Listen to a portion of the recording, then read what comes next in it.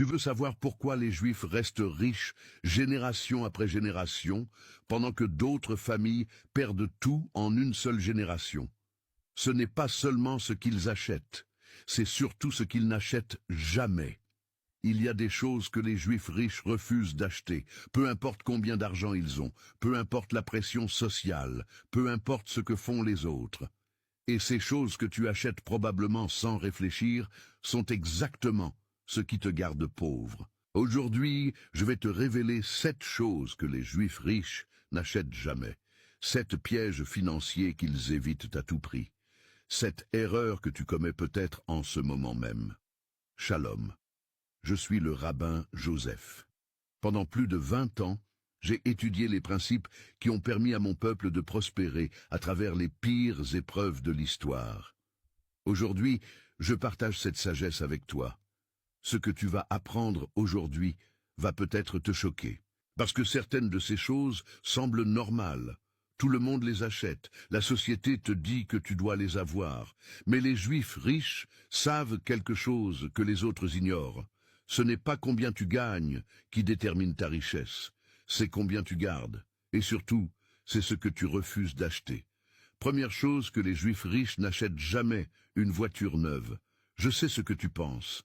Les Juifs riches ne conduisent pas de belles voitures, certains oui, mais ils ne les achètent presque jamais neuves. Voici pourquoi. Une voiture neuve perd entre 20 et 30% de sa valeur dès que tu quittes le concessionnaire.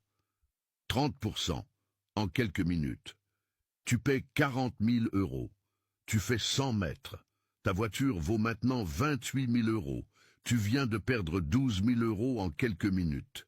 Les Juifs riches trouvent ça absurde. Et ils ont raison. Le Talmud enseigne, celui qui achète ce qui brille au lieu de ce qui dure, finira par perdre les deux.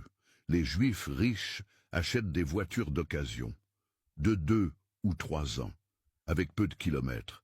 La dépréciation massive a déjà été payée par quelqu'un d'autre. Ils obtiennent la même voiture, la même qualité, le même confort, pour 30 à 40% moins cher. Et la différence? Ils l'investissent. Laisse-moi te montrer les mathématiques. Imaginons que tu achètes une voiture neuve, tous les 5 ans pendant 30 ans. À chaque fois, tu perds 10 000 € en dépréciation immédiate. En 30 ans, c'est 60 000 € perdus. Maintenant, imagine que tu investisses ces 60 000 € avec un rendement de 7% par an. À la fin des 30 ans, tu aurais plus de 200 000 €. 200 000 €, juste en achetant des voitures d'occasion au lieu de neuves. Le Talmud dit, le sage voit les conséquences de ses actes. L'insensé ne voit que l'instant présent. Voici la règle juive. Si un actif perd de la valeur dès que tu l'achètes, achète-le d'occasion. Laisse quelqu'un d'autre payer la dépréciation.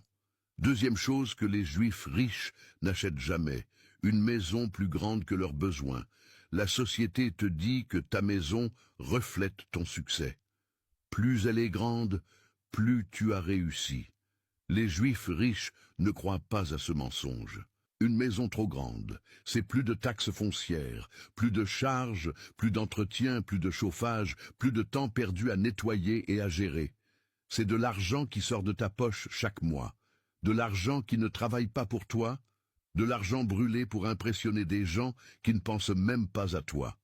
Le Talmud enseigne, celui qui agrandit sa maison agrandit ses soucis. Les Juifs riches achètent des maisons qui correspondent à leurs besoins réels, pas à leur ego, pas à ce que les voisins pensent, à leurs besoins réels. Et l'argent qu'ils économisent, ils l'investissent dans des biens qui génèrent des revenus, des appartements locatifs, des commerces, des actifs qui travaillent pour eux. Il y a une histoire célèbre sur un milliardaire juif de New York.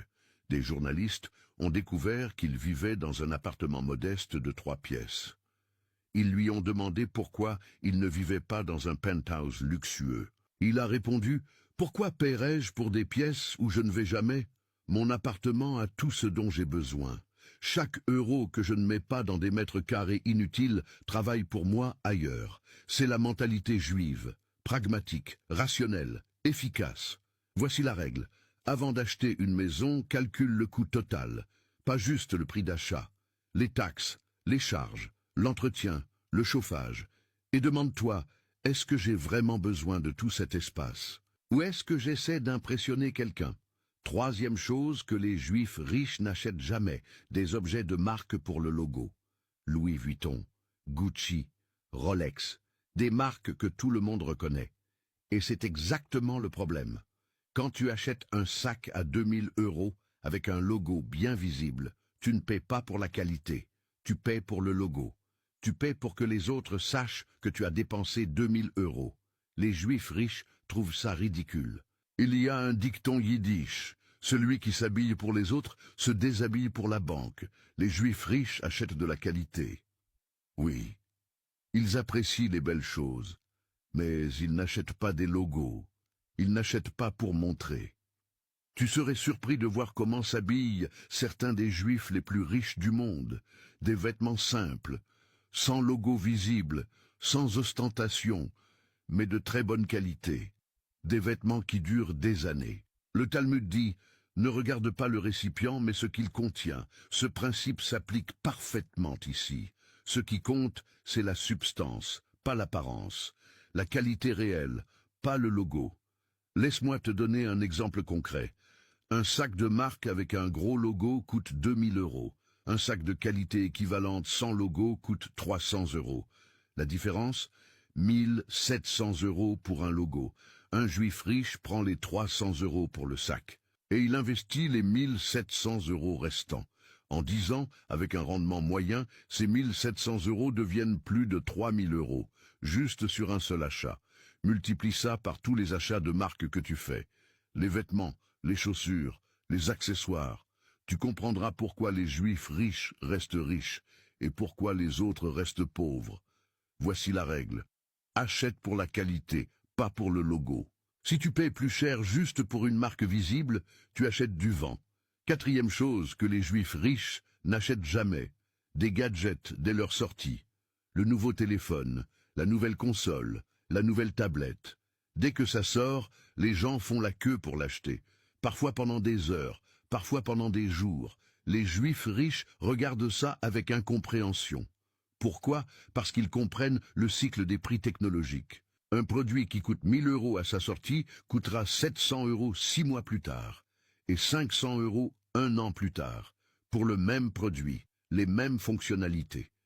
Le Talmud enseigne, la patience est la mère de toutes les richesses. Les Juifs riches attendent 6 mois, un an. Ils laissent les autres payer le prix de la nouveauté. Ils laissent les autres essuyer les bugs et les problèmes de la première version. Et quand ils achètent enfin, ils ont un meilleur produit pour beaucoup moins cher. Il y a une blague dans les communautés juives. Comment savoir quand un produit est vraiment bon? Quand les Juifs commencent à l'acheter. Ça veut dire qu'il est sur le marché depuis assez longtemps pour prouver sa valeur. Ce n'est pas de l'avarice, c'est de l'intelligence. Laisse-moi faire le calcul. Un nouveau téléphone chaque année pendant 10 ans. À 1000 € le téléphone à sa sortie. C'est 10 000 €. Un téléphone tous les 2 ans, acheté 6 mois après sa sortie. À 600 €. Pendant 10 ans, c'est 3000 €. Différence 7000 €. Investi à 7% pendant 10 ans, c'est presque 14 000 €. 14 000 €. Juste en étant patient avec les achats technologiques. Voici la règle. N'achète jamais un produit technologique dans les 6 premiers mois de sa sortie. Attends que le prix baisse et que les problèmes soient résolus. Ta patience sera récompensée. Cinquième chose que les Juifs riches n'achètent jamais, des choses à crédit pour le plaisir. Les Juifs riches utilisent le crédit, oui, mais jamais pour acheter des choses qui ne génèrent pas de revenus. Un crédit pour acheter un immeuble locatif? Oui, parce que l'immeuble génère des loyers qui remboursent le crédit et plus encore. Un crédit pour acheter une télévision? Jamais, parce que la télévision ne génère rien. Elle ne fait que perdre de la valeur pendant que tu paies des intérêts dessus. Le Talmud a une règle claire. Ne t'endette jamais pour ce qui diminue, seulement pour ce qui augmente. C'est brillant dans sa simplicité. Un crédit pour un actif qui prend de la valeur ou génère des revenus peut être intelligent. Tu utilises l'argent des autres pour construire ta richesse. Un crédit pour un passif qui perd de la valeur est de la folie. Tu paies des intérêts sur quelque chose qui vaut de moins en moins. Les Juifs riches font cette distinction de façon absolue.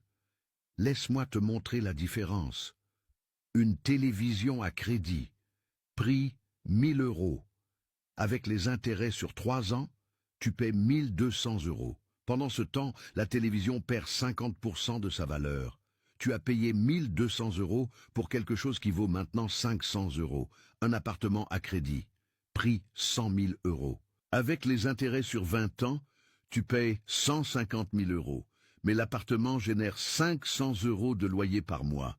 Et il prend de la valeur avec le temps.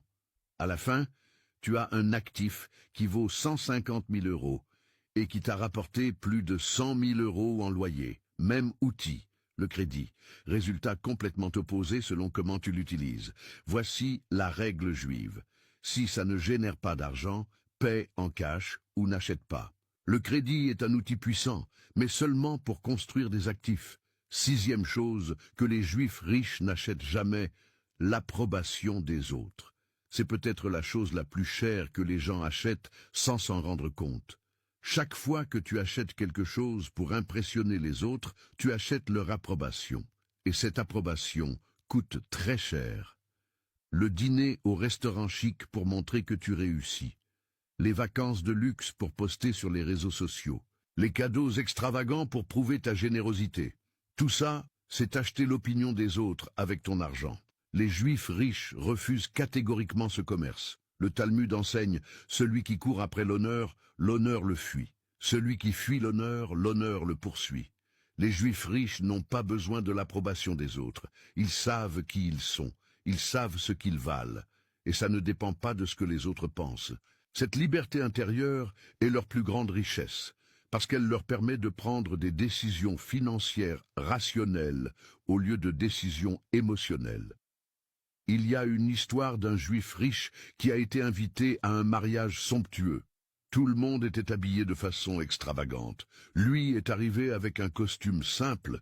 Quelqu'un lui a demandé « Tu es millionnaire et tu t'habilles comme ça ?» Il a répondu « Je n'ai pas besoin de prouver ma richesse à des gens qui ne paieront pas mes factures. C'est la mentalité, complètement libre du regard des autres. Voici la règle. Avant chaque achat, demande-toi « Est-ce que j'achète ça pour moi ou pour ce que les autres vont penser ?» Si c'est pour les autres, n'achète pas. Leur approbation ne vaut pas ton argent. 7e chose que les Juifs riches n'achètent jamais, du temps perdu. Cette dernière chose est différente des autres. Ce n'est pas un objet, c'est un concept. Les Juifs riches n'achètent jamais des choses qui leur font perdre du temps. Un abonnement à une plateforme de streaming qui te fait passer des heures devant l'écran sans rien apprendre, c'est acheter du temps perdu. Un jeu vidéo qui te vole des centaines d'heures de ta vie, c'est acheter du temps perdu. Des applications addictives conçues pour capturer ton attention, c'est acheter du temps perdu. Le Talmud dit, le temps est la vie. Celui qui gaspille son temps gaspille sa vie. Les Juifs riches sont obsédés par la valeur de leur temps. Chaque heure a un coût d'opportunité. Chaque heure passée à une activité est une heure qui ne peut pas être passée à une autre. Ils se posent toujours la question, est-ce que cette chose va m'aider à créer de la valeur? Est-ce qu'elle va m'éduquer, me connecter avec des personnes utiles, me rapprocher de mes objectifs? Si la réponse est non, ils n'achètent pas. Voici un exemple concret. Un abonnement à Netflix coûte 15 € par mois. Ce n'est pas cher, mais si tu passes 3 heures par jour devant l'écran, c'est 90 heures par mois. 1080 heures par an. Imagine si tu utilisais ces heures pour apprendre une compétence, pour construire un business, pour créer des connexions. Quelle serait la valeur de ce temps?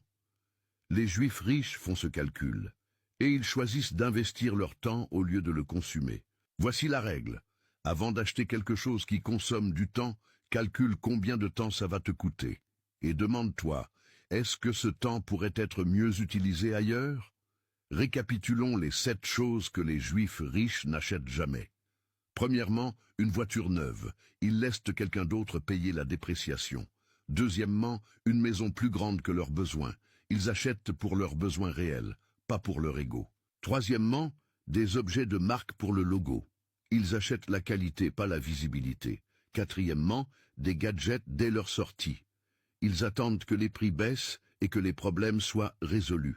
Cinquièmement, des choses à crédit pour le plaisir. Ils utilisent le crédit uniquement pour les actifs qui génèrent des revenus. Sixièmement, l'approbation des autres. Ils n'achètent pas l'opinion des gens avec leur argent. Septièmement, du temps perdu. Ils refusent tout ce qui consomme leur temps sans créer de valeur. Ces 7 règles semblent simples, mais elles sont puissantes. Si tu appliques ne serait-ce qu'une seule de ces règles, tu garderas plus d'argent. Si tu les appliques toutes, tu transformeras ta situation financière. Les Juifs riches ne sont pas riches parce qu'ils gagnent plus. Ils sont riches parce qu'ils gardent plus. Parce qu'ils savent dire non aux achats qui détruisent la richesse. Maintenant, tu sais ce qu'ils savent. Tu as la même information, les mêmes règles. La question est, qu'est-ce que tu vas arrêter d'acheter? Regarde ta vie, regarde tes dépenses. Combien de ces 7 erreurs commets-tu en ce moment? Choisis-en une seule, et élimine-la de ta vie cette semaine. Et dans quelques mois, tu verras la différence. Pas une petite différence, une vraie transformation. Parce que la richesse ne se construit pas seulement en gagnant plus, elle se construit en gardant plus, en dépensant moins pour ce qui ne compte pas, en investissant plus dans ce qui compte vraiment. Les Juifs l'ont compris depuis des millénaires. C'est ton tour maintenant. Shalom. Et que l'Éternel bénisse chaque pas que tu feras à partir d'aujourd'hui.